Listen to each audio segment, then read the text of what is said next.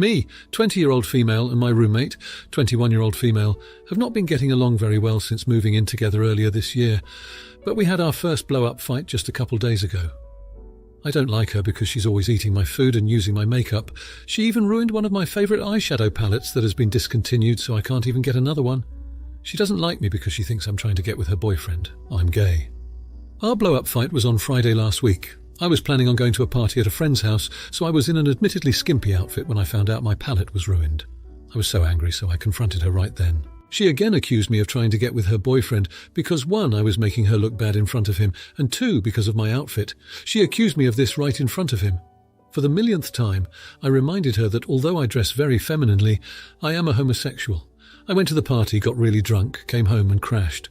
The next morning I woke up and went to the bathroom to wash my face and brush my teeth, and I looked in the mirror and my eyelashes were cut short. I was so angry that I immediately went to the living room where she was and started yelling at her, not even noticing that her parents were there at first.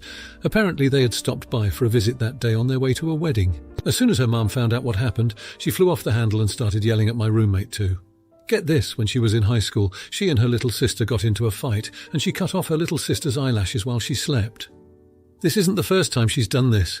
They told her that they were cutting her monthly allowance and that her expenses would be limited to groceries and school-related things, no eating out or doing anything fun, until my eyelashes grew back. As soon as her parents left, she started yelling at me for getting her in trouble with them. I just told her that she was crazy and went to my room. I stayed at a friend's house that night, and the next day I bought and installed a deadbolt on my bedroom door. I talked to my other roommates, and while they agree what she did was crazy, they think that I could have waited until her parents weren't there, and that I did it again by confronting her in front of her parents right after confronting her in front of her boyfriend. They also say that I can just wear false eyelashes until they grow out again since I wear makeup every day anyways. I feel like they're completely dismissing the severity of her actions. She snuck into my room at night with a pair of scissors. What if I had shifted in my sleep and she had cut my eyelid or worse, my eye? The thought of her sneaking into my room while I slept with a sharp object makes me shiver. Now I spend most of my time either out of the house and away from her, or in my room with the deadbolt locking my door. I don't feel safe in my home even a week later. Now here are the comments. Comment 1. Not the idiot. You could actually press charges for attack for this, and frankly, given her utter lack of remorse, I would. She will absolutely only get worse. Do you share a bedroom, or is it a shared common space with private bedrooms? I'd start locking up absolutely everything you can. I wouldn't be surprised if she retaliates. I think it's fantastic that you called her on this in front of her parents, especially since you didn't know they were there. They need to know who they're supporting financially. If you're at a university and this is campus housing, you should also inform the university of her behaviour. Comment 2. Not the idiot. Holy shoot, your roommate is insane. Who goes into someone's room, hovers over them while they sleep, and cuts their eyelashes? What the ever-loving frick? I would feel so violated. She attacked you in your sleep and called her out, rightly so, in front of her parents, and she had the gall to be mad at you? What's she going to do next? You could press charges or get a restraining order. That girl needs hardcore therapy, and to not live with roommates until she can figure out how to appropriately deal with her emotions. Comment 3. I truly wish this is fake, because who does that? Okay, let me tell you why your friends are dismissing it. It is because they are 20. As a former young person, I truly believe in my past self that I would have said something similar. However, as an adult with a developed brain, I know that your roommate is a psychopath. No one ever does that like ever. Also, as a supernormal person, when I get angry, I cry like every other normal person. Not the idiot, do not live with her. Now for the next story. I, 30-year-old female, recently moved to a new state over the spring, and luckily have become fairly well acquainted with some of my new neighbours, one of them being Jess, 36-year-old female. For some context, Jess and her husband share a car. Jess is a stay-at-home mum and normally has their car during the day while her husband is at work. She runs errands, does pick up and drop off for their 4-year-old who goes to pre-K. Well, recently Jess's husband was promoted at his job, and this requires him to drive to several different stores, no company vehicle, so he is using the car now.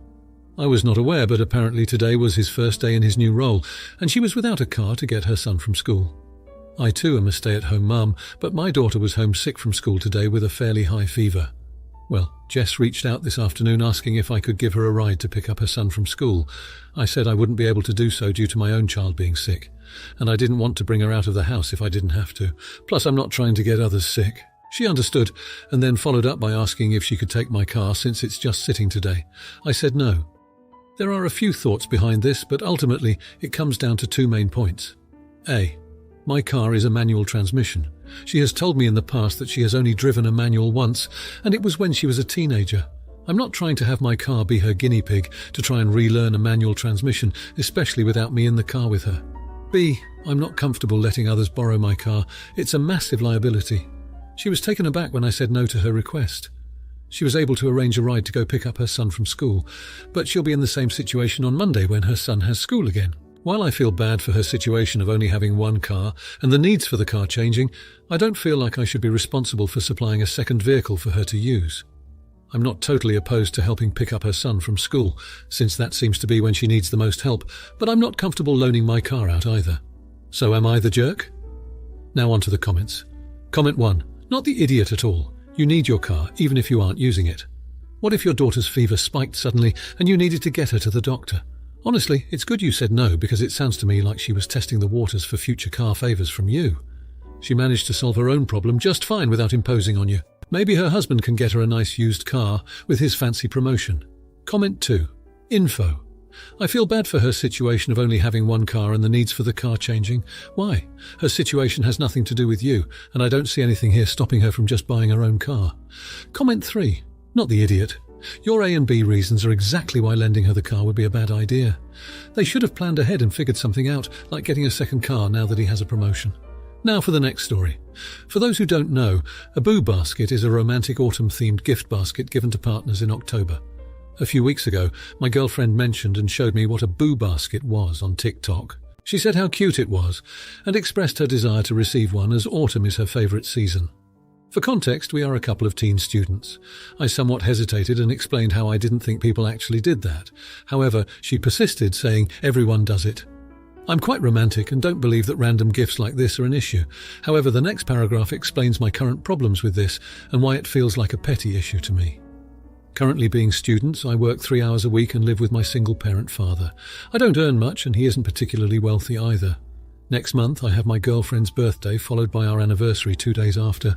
I asked her out 2 days after her birthday. Dumb move on my part. She has mentioned that she wants a Pandora ring, which I want to get her, but I need to save up for it. So I have been trying to limit my spending lately to be able to afford it. She knows that I don't have much money to spare. On the contrary, she receives a lot of financial support from her well-off parents. She has already told me that she has a huge list of things to get me for our year anniversary and Christmas, some gifts being in the triple figures. This puts a lot of pressure on me as I don't think the value of our gifts will be comparable, which makes me feel awful.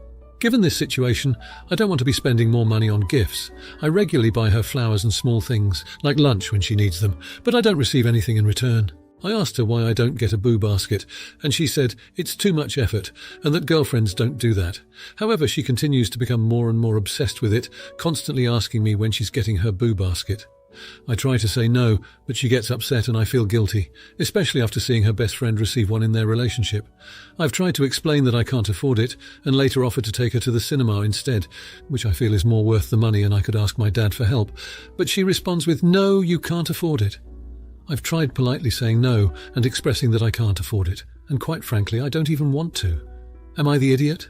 Now here are the comments. Comment 1, not the idiot. She seems very incapable of understanding your financial situation and lacks empathy for your position. Also, the baskets are unisex. Like it's literally a Halloween version of an Easter basket, just candy and junk. And she wasn't even willing to do one for you because it was too much effort. Yikes. You're young. Save yourself the heartache and save your money. Find someone that values you for who you are, not for what you can buy them. Comment 2, not the idiot. And I would be sorely tempted to be petty and repeat her words back to her. She said, it's too much effort. If a simple basket is too much effort now, getting a job to help support herself and doing house cleaning might also be too much effort. You're young at this stage in life. Dating is practice and learning about boundaries with partners. It may be that this relationship has run its course. Comment 3, not the idiot. The vast majority of the world has no idea what Boo Baskets are.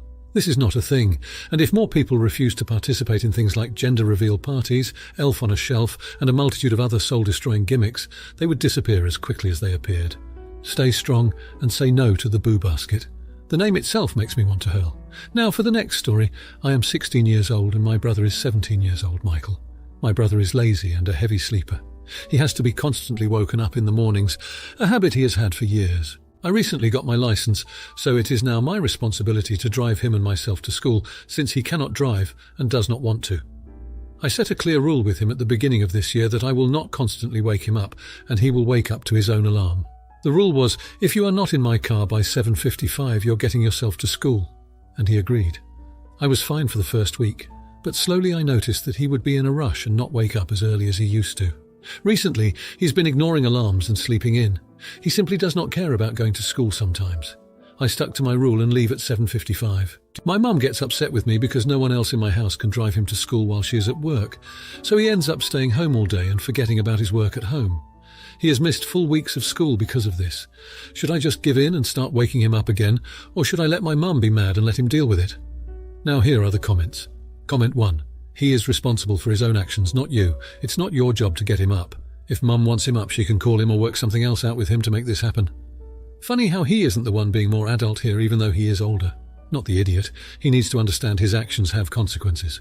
Comment 2. Not the idiot. How is he getting to school before you got your license? When he realizes he's late, does he not have a bike he can ride or public transportation he can take? Your mum is responsible for his laziness. She can take him or deal with the cops when they show up because of his truancy. Comment 3. Not the idiot. Repeat after me, this is not your problem. It's your mum's task to discipline and parent her own son. She can't delegate this role to you. Besides, if you wait for your brother to be ready, you'd lose lessons too. If you like this video, you'll probably like these too. Also, while you're here, please consider subscribing. It's your support that keeps this channel alive and allows me to make better and longer videos. Have a great day.